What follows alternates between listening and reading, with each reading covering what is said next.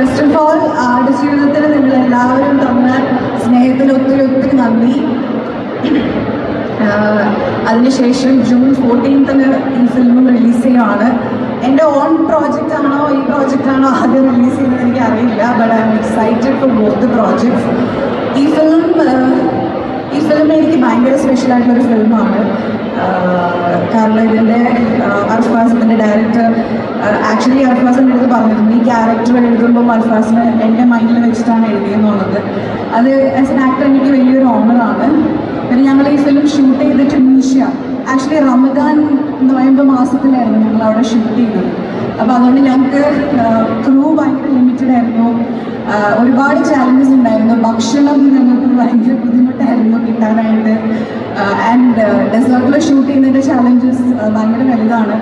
But ആ സ്ട്രഗിളിലൂടെ എല്ലാം പോകുമ്പോഴും അർഫാസ് എന്ന് പറയുന്ന ഒരു മനുഷ്യൻ്റെ മുഖത്ത് നോക്കുമ്പോൾ നമുക്ക് തോന്നും I was like all do more better and better because അത്രയും പാഷനുള്ള ഒരു ക്രിയേറ്ററാണ് അർഫാസ്.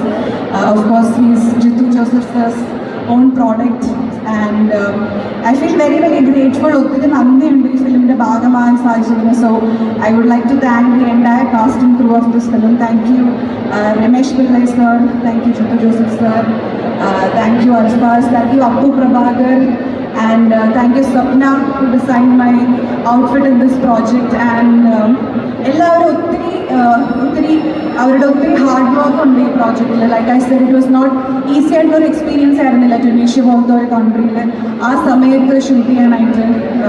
എല്ലാവർക്കും ഒരുപാട് ചാലഞ്ചസ് ഉണ്ടായിരുന്നു. പക്ഷേ അതിനെല്ലാം മറികടന്ന് ഞങ്ങൾ ഈ ഫിലിം ചെയ്തു. അപ്പം ആ ഹാർഡ് വർക്കിനും ആ പാഷനും ഒരു റിസൾട്ട് ഉണ്ടാവുമെന്ന് ഡെഫിനറ്റ്ലി പ്രതീക്ഷിക്കുന്നു. ഇനിയെല്ലാം നിങ്ങളുടെ കയ്യിലാണ്. എല്ലാവരും തിയേറ്ററിൽ ഫിലിം കാണുക.